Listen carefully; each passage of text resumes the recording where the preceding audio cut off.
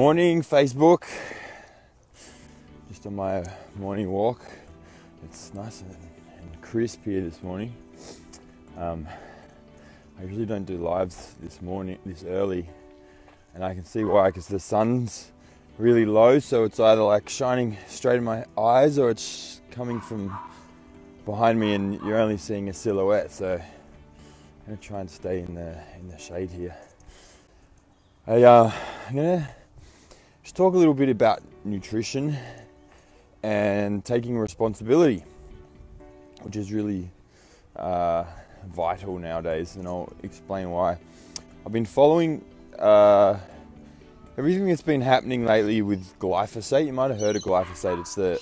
It's a weed killer. It's the primary ingredient in Roundup and like apparently 500 other weed killers. And a few weeks ago, Blacktown Council, about 600 council workers, Blacktown's in Sydney for everyone overseas, went on strike, demanding that they were striking until they would replace the Roundup that they had to use with something else. And the reason for that is because Roundup has recently been proven to be carcinogenic. And there have been 3 big lawsuits. One in the US against Monsanto, who is the company that produces Roundup. And these three lawsuits were all won by people who had contracted cancer from using glyphosate. And it was previously believed that it was harmless. In fact, one of the Monsanto representatives in court said, glyphosate, it's so harmless you could drink it. And the judge said, well, drink it. And he wouldn't drink it. But they've done over 800 studies to prove that glyphosate is in fact safe. And so these studies are all, they're obviously industry funded studies. They're funded by the people they're funded by the people that are creating it and trying to sell it. So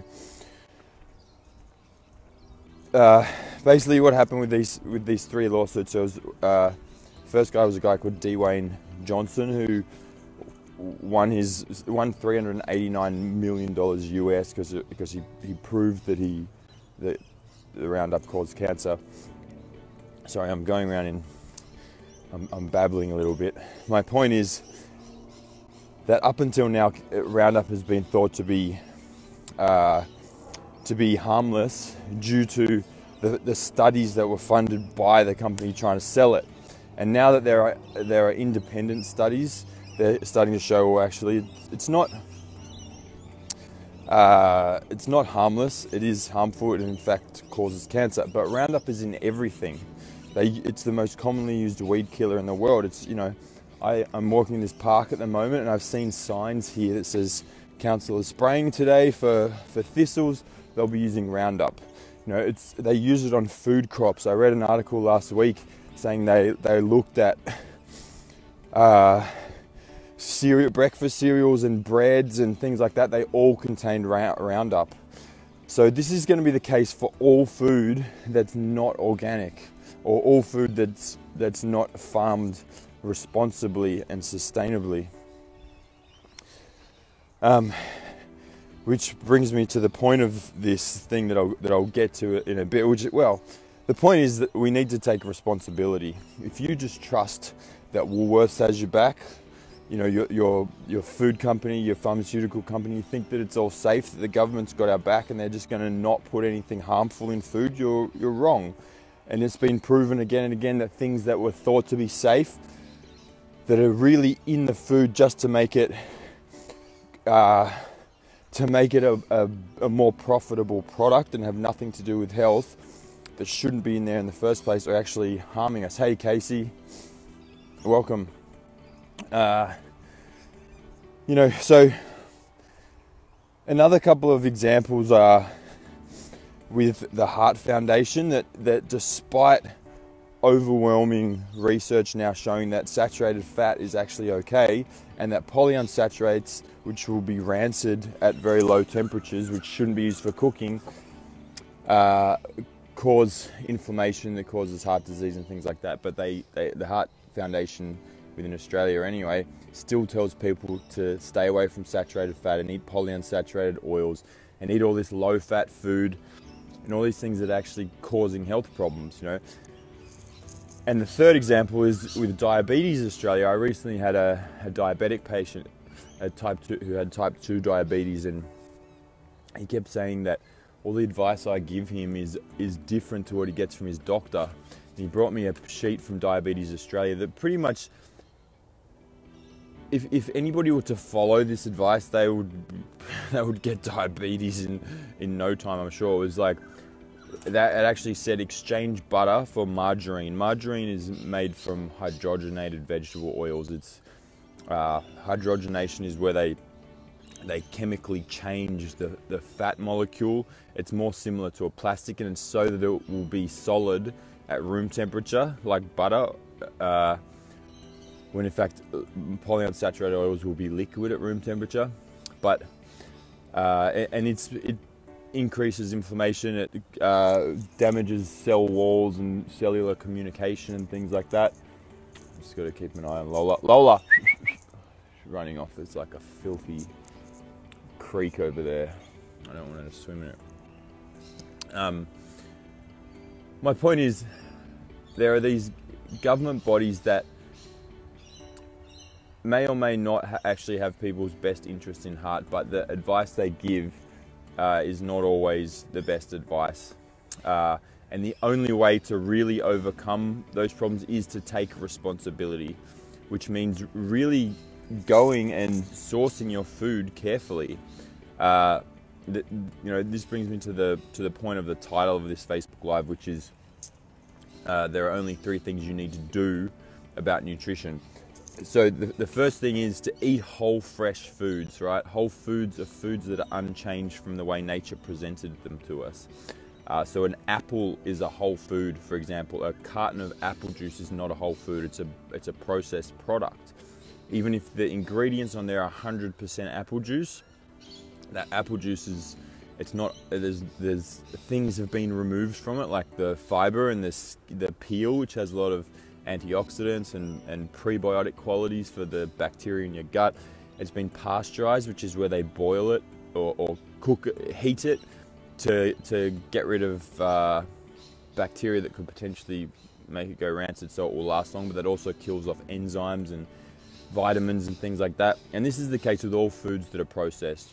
A chicken thigh is a whole food. Chicken McNugget with all sorts of chicken and crap mixed in there is not a whole food. So the first thing you need to do is to eat whole, fresh food. Eat plants and animals the way that nature presented them to us. The second thing is to source your food impeccably. So this is the point that I was getting to.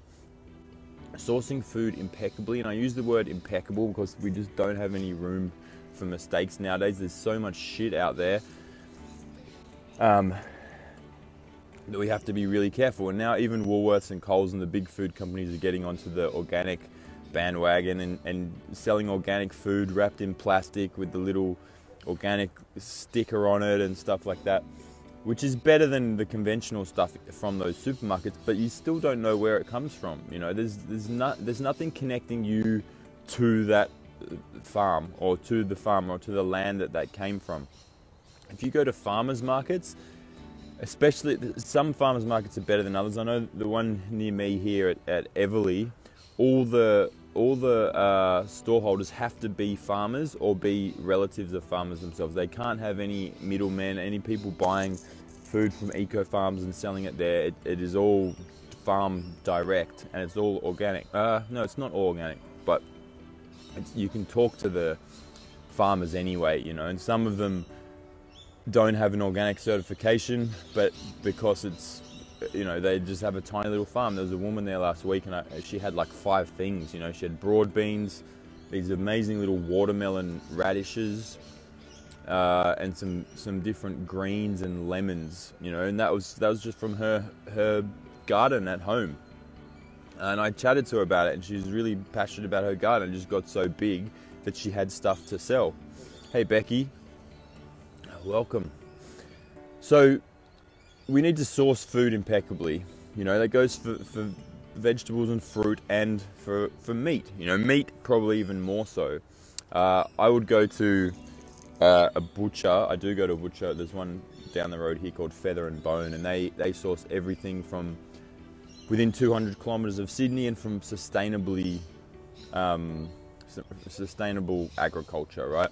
There's a few other butchers like that. The Ethical Butcher, the Ethical Farmer, does amazing stuff, just as good as any meat you'll get anywhere, and it's all sustainable. It's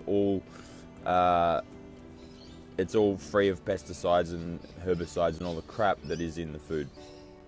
And the third rule is to eat, well, these aren't really rules, they're recommendations, is to eat according to your body's needs in the moment, right? So there is no reason to eat food for enjoyment, but also to fulfill your body's biochemical needs in the moment, right? And your body will signal you as to what those needs are in the moment based on cravings and different things. Unfortunately, the lower our level of health, the harder it is to hear what the body's telling you.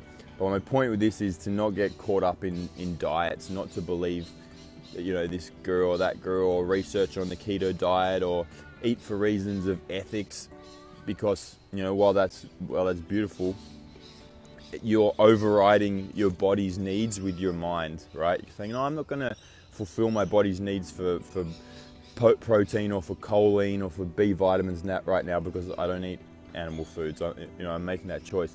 That's fine. That's a sacrifice you can make if you choose. Hey Lola, what are you doing? Chilling. So that's it for today, guys. Thanks for joining me. Type some questions in if you have any, or I'll get onto it later today. Ciao.